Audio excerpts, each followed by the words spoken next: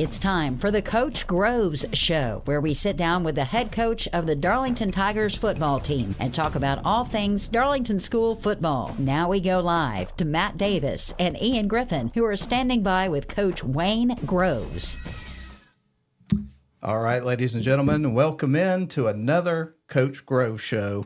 And this time for October the 9th, 2024, we're glad you're with us. And we're very glad to have the head coach of the Darlington Tigers with us. Coach Groves is in the building. And Coach Groves, how are you today, sir? Doing very well. Glad to be back at the show after a week off and a bye week, but we're excited about some Darlington Tigers football this week and getting back at it.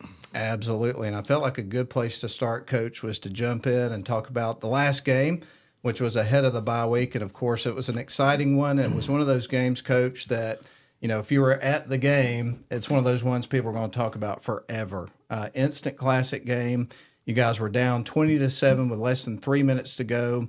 Overcome, win the game. The dots had to connect perfectly for that to happen. So just walk us through the last few minutes of the game from your perspective.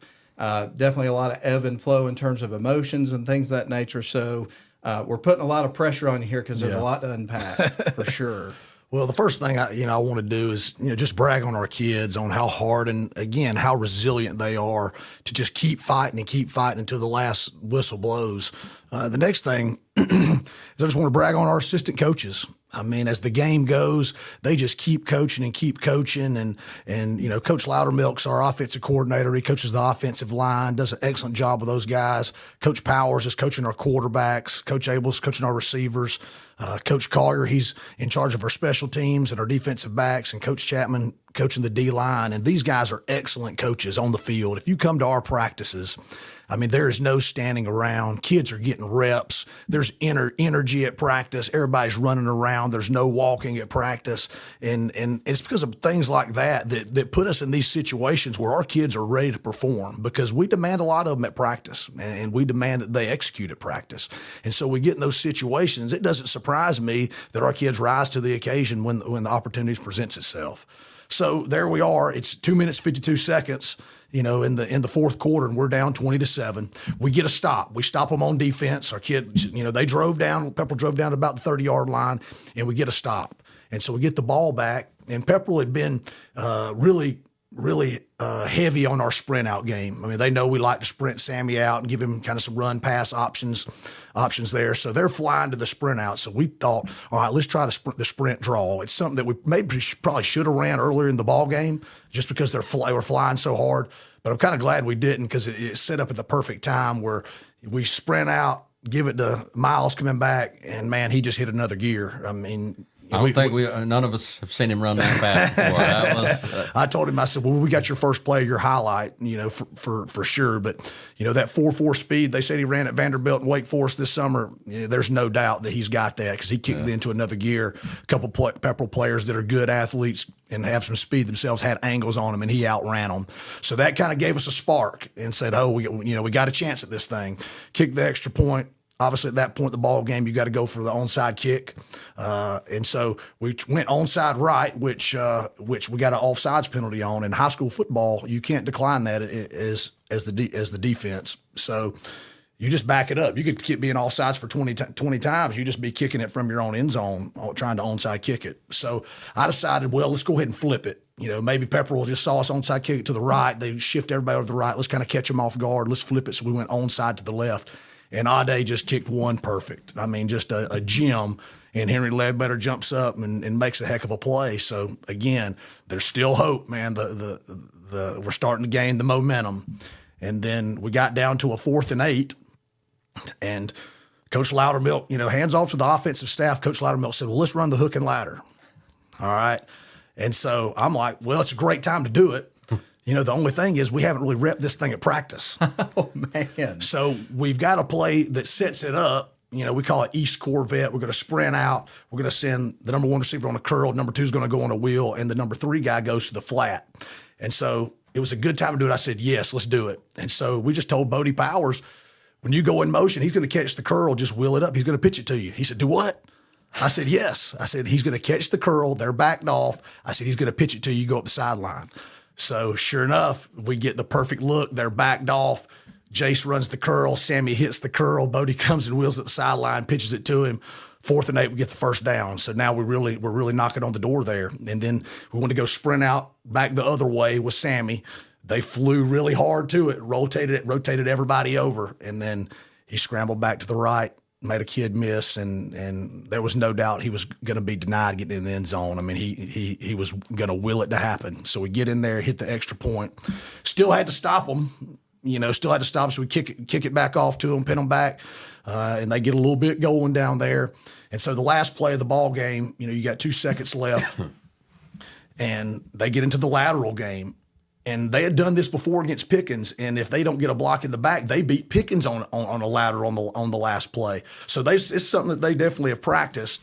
But it goes back and forth about the 30-yard line. You get a forward lateral right there. The kid's on the 33-yard line. He pitches it forward to about the 31-yard line, and then he goes down the sideline, and we knock him out of bounds on about the 3 or 4-yard line. And the ball game clock's run out, ball game's over. We get 2 personal fouls. I'm sure our guys told them, very good game and all that kind of thing over there.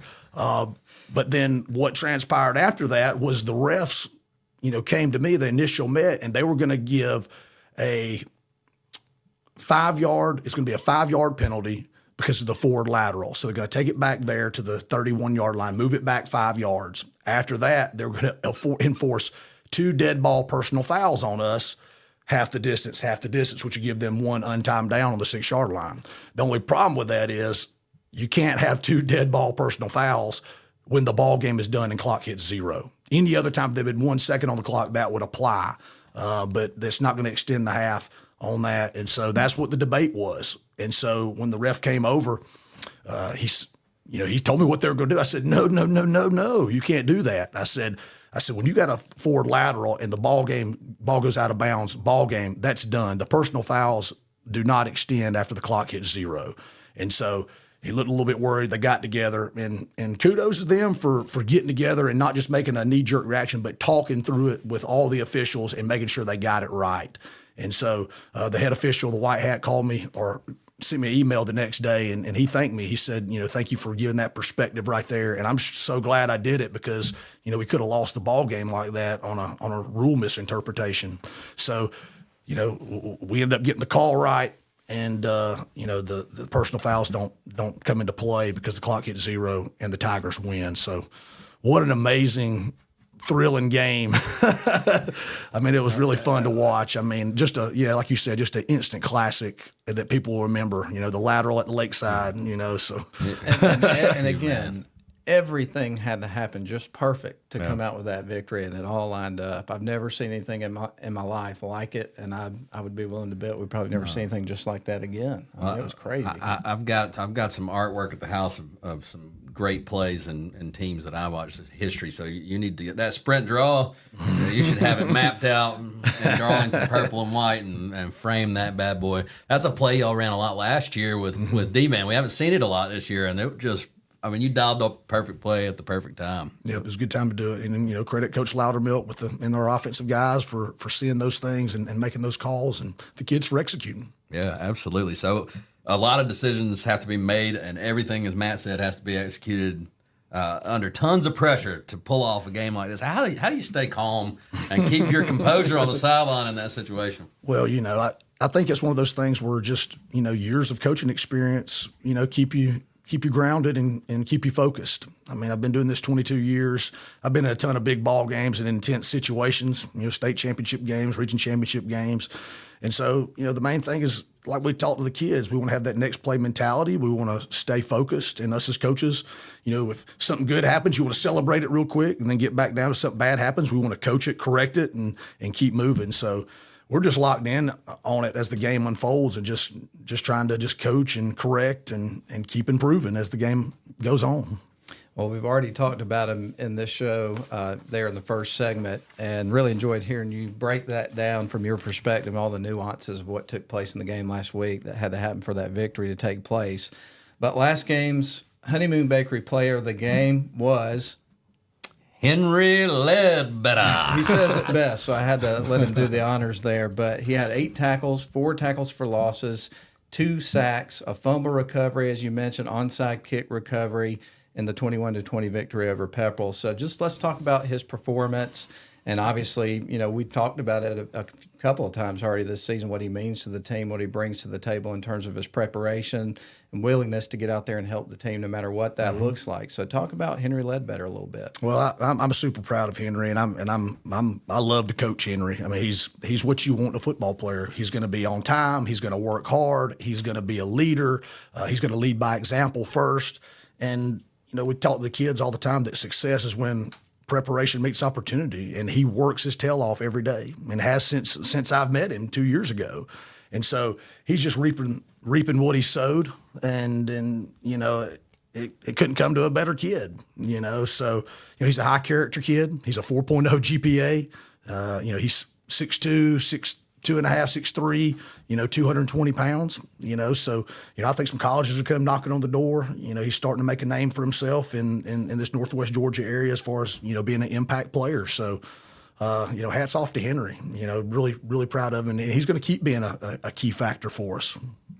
Well, the scene at Chris Hunter last week was something else. Tiger fans lingered a little bit longer than usual to savor the moment after the game. I saw you sharing a lot of great moments with your team, coaches, family members, friends. Me and Matt even came to pay you a visit on the field, which isn't our customary behavior after a game. We had to come say hello. But what was the celebration like for you as the head coach of this team?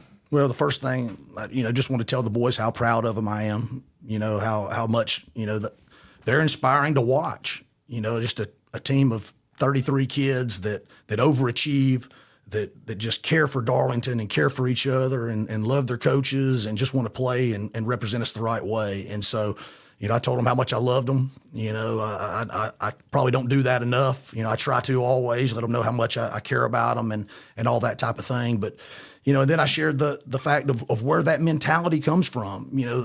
Every team doesn't have that mentality, and every team doesn't have the same culture that we have. But that's something that we've built, and that's something that we've tried to let the kids identify with. And then, I shared with the fans and the families out there of what that Jolly Roger and the black shirt and what all that means. And we've talked about that a little bit on the show, but it's something we preach to the kids all the time. That in the early Army days that the Army flew the Jolly Roger, the black skull and crossbones flag as an opposite to the white surrender flag, which meant that we'll never back down, that we'll never quit, we'll never surrender, that we're going to play as hard as we can until they drag us off the field. And so that's something that we talk about. When I first interviewed for the Darlington job, I told the kids, I held up that white helmet, and I told them, this is what I think about Darlington. When I see this white helmet with that purple paw, I think of just kids just giving their all, just getting drug off the field, just pouring in sweat because they played both ways, and they've given everything for the school in a win, and we're getting that. And so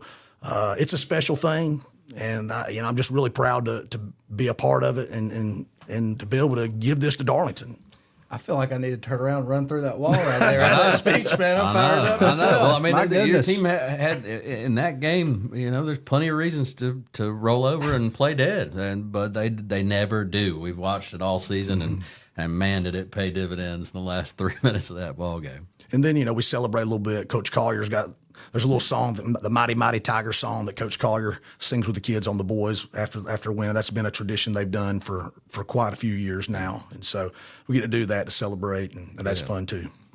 Well, we got one more question for you. Going to shift gears a little bit as we wind down the segment. But, of course, you talked about your coaching staff and how much they played a role in the win last week and every week and everything that you do. But I want to talk about some of the supporting people of the team, not necessarily the coaches and things of that nature, but other people that are involved in the program that you really count on, because I know there's a lot of people that have to come together to make these things happen. So, again, a lot of people that support the team, health and success, all those sorts of things. Your athletic trainer, Donnie Brown, comes to mind. Who are some of the people and their roles with the program that help you out, Coach? Well, Donnie, as far as our athletic trainer, Donnie's at every practice.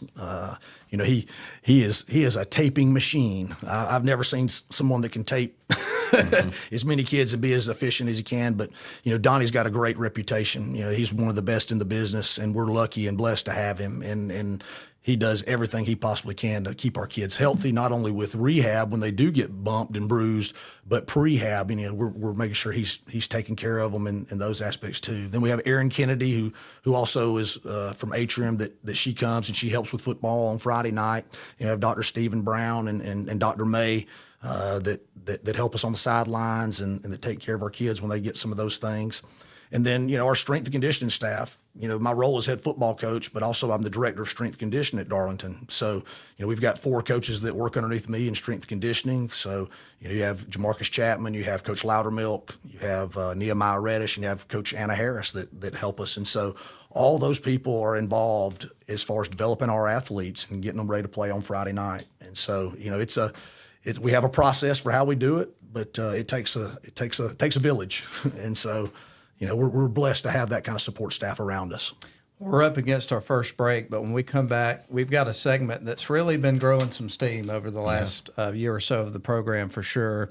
And that's going to include the Black Shirt Awards, which we always enjoy that, and then also the Getting to Know Coach Groves part of the show. And this week, we're kind of growing a theme that's been kind of reoccurring over a couple of shows. So we'll tell you more about that in just a few moments. But we're glad you're with us. This is the Coach Groves Show. We'll be back with Coach Groves after these messages here on the WLAQ YouTube channel and Facebook Live feed. We'll be right back.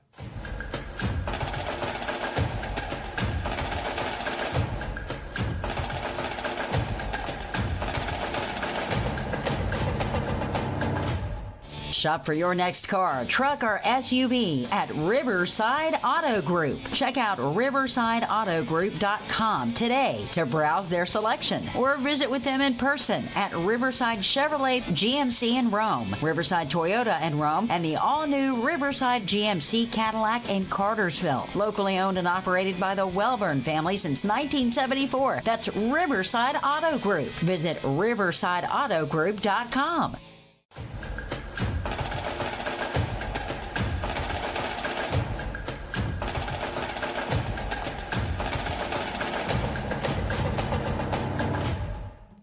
All right, we welcome you back into the Coach Groves Show here as we get ready for another big region game coming up against Heard County this Friday night. We're excited to talk about that in just a few minutes. But the first thing that we're going to do here to open up this particular segment is start with black shirts. So let's go ahead and talk about the Black Shirt Awards, Coach. All right, so against Pepperell, the offensive black shirt, it went to Miles Twyman. We just felt like I thought Pepperell's defensive game plan was not to let him get going, and so you saw a lot of our option plays. It was we had to pull it with Sammy and end up having to pitch it, and so they took him away a little bit from what Miles is normally able to do. But I thought the sprint draw and the spark that he gave us right there, and he just kicked it into another level. I thought that was black shirt worthy because he just got us such a gave us some momentum again and got the sideline back a goal, got the fans back into it.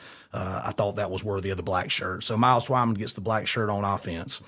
On defense, he's going to be eating cupcakes and wearing a black shirt, but Henry Ledbetter's going to get the black shirt on defense. You said 8 tackles, 4 tackles for a loss, 2 sacks, fumble recovery, and then the big onside kick recovery. It was clear in the ball game as the ball game unfolded. If you saw Pepperell, they would line up and then they would shift. They did a lot of shifts and motions. Well, what a lot of folks don't know is they're shifting in motion to run away from Henry Ledbetter because he gave them such a problem in the first half. So, with that kind of presence in the ball game and that kind of effort, Henry Ledbetter gets the defensive black shirt, no question. Special teams this week, 3 for 3 on PATs. Kicked the game-winning point with a lot of pressure on him. Then before that, he kicks the onside kick, perfect onside kick. So Ade DeSalu gets the special teams black shirt for the second week in a row. Scout simulation team, Caleb Covington gets that. And I know we've said Caleb's name a couple of different times on black shirts as the season's unfolded. He's gotten one on defense. This week he gets one on offense. He's simulated Pepperell's tight end all week and did a great job blocking and running routes for us and gave a great look. But Caleb's a sophomore. He's a sophomore receiver, sophomore linebacker who's going to be a really good player. But so Caleb gets the simulation offense black shirt, and then on defense, Levi Duggan gets the defensive black shirt. He's played playing linebacker. If we need him to play inside linebacker, outside linebacker on simulation team, he does that. He got in. We put him on kickoff team because of how well he's been practicing. And Levi's a really good athlete. He's going to be a really good ball player once he puts on about 30 pounds. I mean, he's going to make an impact, very soon for us. But he made a great tackle after we went up 21-20. We kicked a little squib kick, and he made a great tackle down there, got fired up. So all that of how he practiced, and then when he got his opportunity to step up in the ball game, he makes a great play. So Levi Duggan gets the Simulation D black shirt. It's good stuff. That's awesome. Well, our next portion of this segment is the Getting to Know Coach Groves segment. And I got to say, that onside kick for Ade, if that game were an 80s sports movie, when that ball rolled up and took that perfect hop at the 42-yard line, it would have been the moment where the camera slowed down. And you just watch, because we could see it from the booth. As soon as it hopped, I was like, they're about to get this thing. So that would have been the moment in that particular 80s movie. But we're going to talk about 80s movies because we're going to show our age a little bit here. You've talked about, that being one of your favorite eras growing up then, and now it's been echoed by parents, players. The Koncheskis said something to us after the game. They're echoing that sentiment. So we want to know, what is Coach Groves' top 5 non-sports 80s movies?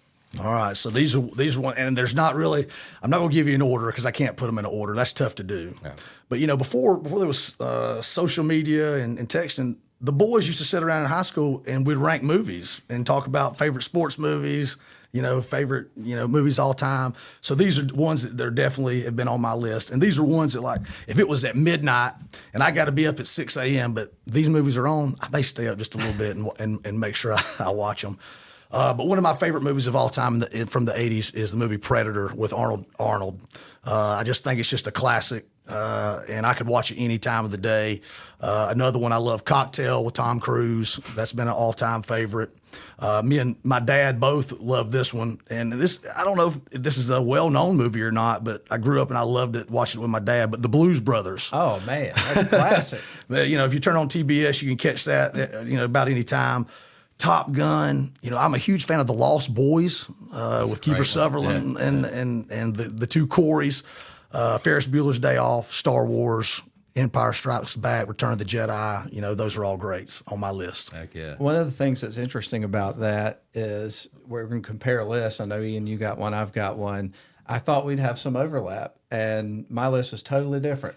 I mean, all those movies movies are certainly on my. I've got a few in there, and it's tough to come up with a top 5 from that era because we used to watch a lot of those on repeat. But the best I could, and these aren't in any particular order either. Top Gun was on that list. That's still one that me and my sister can recite the whole movie while we watch it. Ferris Bueller, I've modeled my high school career after that. We won't get into too much detail there. The Breakfast Club. That's a good one. I'm a Temple of Doom guy. I go against the norm. Everybody's Raiders of the Lost Ark, but Temple of Doom was my favorite Indiana Jones. And then Big Trouble in Little China. Love that movie. Teen Wolf has got to be an honorable mention as well. Mine, and this is not necessarily in a particular order, but I had Back to School with Rodney Dangerfield in there. We watched that one. Hilarious. I have that on DVD. I bet you could do the Triple Lundy. Yeah, right. My goodness. Then I had this one. To me, doesn't feel like an 80s movie. It came out in 89, so it fits the category. But Bill and Ted's Excellent Adventure is technically an 80s movie. Yeah. But to me, I think more 90s when I think of that. Close. It's on my list. Indiana Jones and the Raiders of the Lost Ark. I loved that movie as a kid. I had the whip, the hat, action figure, all that kind of stuff. It really was all about that. At number 2, I had Ghostbusters. Yeah. Particularly the first one. Yeah. I like the sequels, but that first one's just an instant classic. And then the Back to the Future movies, of course. Oh, yeah. Specifically the first one. I like the second one. The third one, the one that's more of the Western or whatever, didn't have quite as much repeat value for me as the first two did, but definitely that first one, I can't see it enough. Right. So right. I guess that's my list. What's fun's watching them with your kids now. So you got to pass it on. And none of us said Goonies. No, Not one Goonies. I thought about putting that on there. Yeah, it'll be top 10 for sure. Yeah. And then one debate that came up this morning, and you guys reacted to this very quickly when I asked y'all, but Kenneth Stutter of Dogwood Books and I were talking this morning about whether or not Karate Kid is a sports movie, because I know karate's a sport, but it just doesn't feel like a sports movie to me. It's more of like a coming of age kind of a, I don't know. James Earl Jones passed away a few weeks ago. I don't know if y'all caught that headline, but we rewatched Field of Dreams and Best of the Best. You got the karate movies or sports movies. Bloodsport has to be a sports movie too, right? I mean, So that would have been both of those would have been on my list today if we went sports movies for sure. Yeah. 80s. So, I mean, it has to qualify. He fights in a tournament. He wins a trophy. Sports movie. Okay. Yeah. I got you. That's what I get that. I guess there's no arguing against that, but it just doesn't feel like a sports movie to me. Right. You know, I mean, anyway, a debate for another time because wow, we're just clipping through the show. So we got to take another break, but when we come back, we're going to talk about the next opponent, and it's going to be a very good team coming to Chris Hunter Stadium. That's the Heard County Braves. Been some good matchups between the Tigers and the Braves over the years, and we're going to talk about it when we come back. But this is the Coach Grove Show, and we'll be right back in just a couple of moments.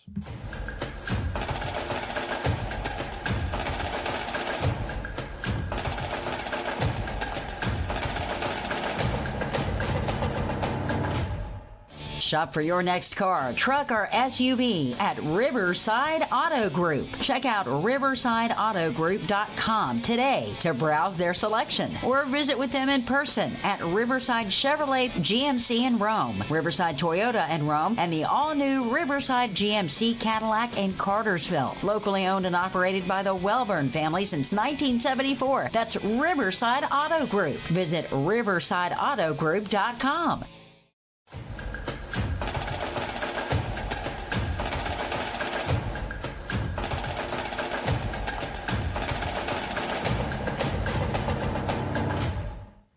Hello, everyone, and welcome back to the October 9th edition of the Coach Groves Show. We're going to jump into this week's matchup.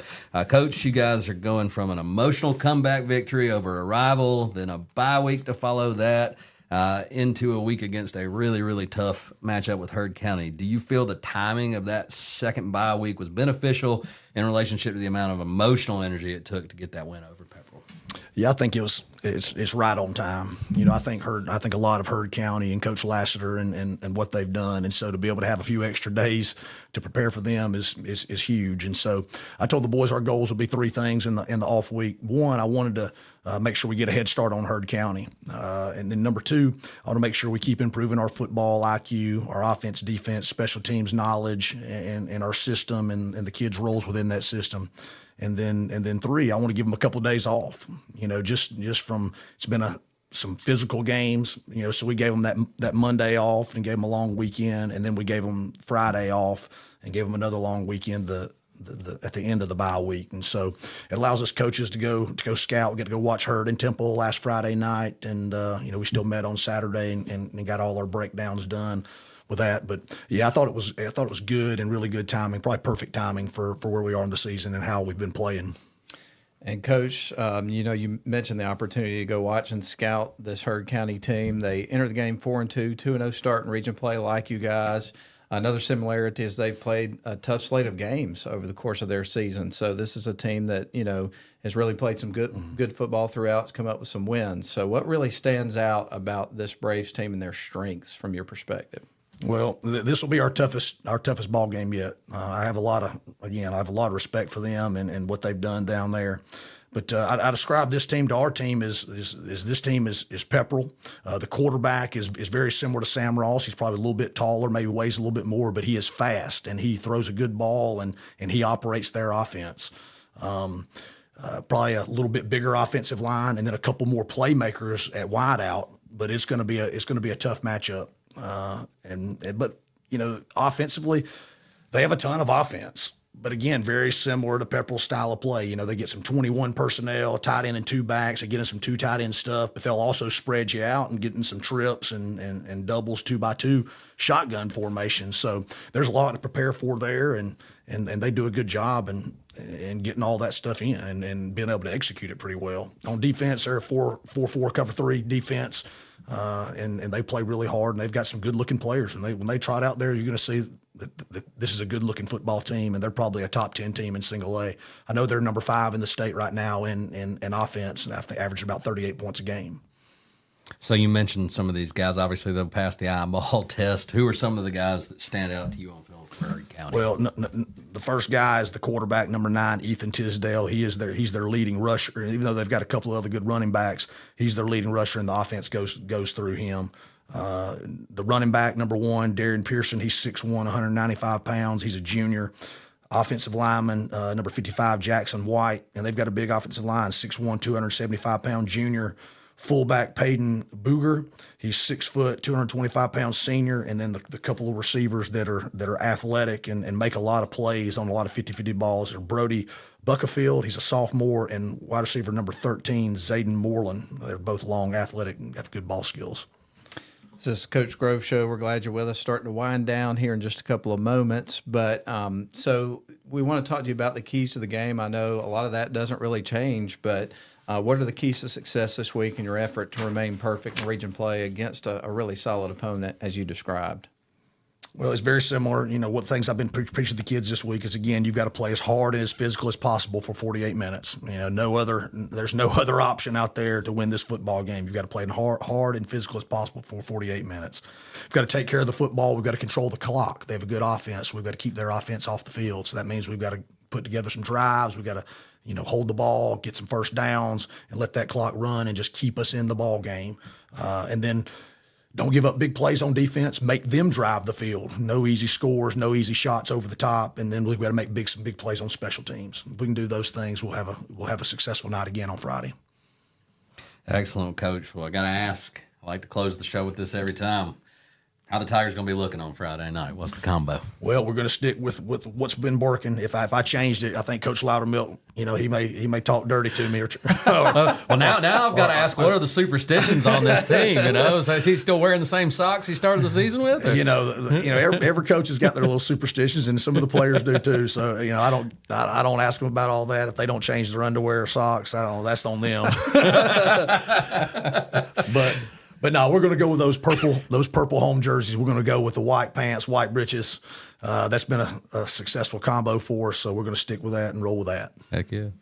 Well, Coach, that's about our time for today. It's been a fun conversation. We've really enjoyed the season. Of course, you guys have won 4 games in a row, and looking to make it 5 this week against Heard County. It's going to be a tough task. We're looking forward to watching you guys at Chris Hunter Stadium coming up this weekend. I think my mom sums it up best with her comment, "Go Tigers." Go Tigers. Yes, sir. Go Tigers. Going to be senior night. We're the only 2 undefeated teams in the region right now. So I've been preaching to the kids, we control our own destiny. If you can win this game, you take control of the region, and now they got to deal with us. So, good ball game, electric in the stands. Let's pack it early. Let's be loud, and let's give our boys the support that they need, because this team plays very hard and plays together for the Darlington community. So they need that support. Thank you, Coach. We appreciate your time and just want to appeal to the audience there. If you feel compelled to do so, please like, share, and subscribe. Please do. We appreciate you. Hope you have a good one, everybody. We appreciate you tuning in. This is going to wrap up the Coach Grove Show. Best of luck to the Tigers this weekend, Coach. Thanks for your time. Thank you so much. Go Tigers. Go Tigers. That's a wrap, everybody. Appreciate you tuning in, and we'll talk to you next time on the Coach Grove Show. Thank you for tuning in to this week's edition of the Coach Groves Show. We invite you to join us again next week as we discuss all things Darlington football with head coach Wayne Groves. Go Tigers!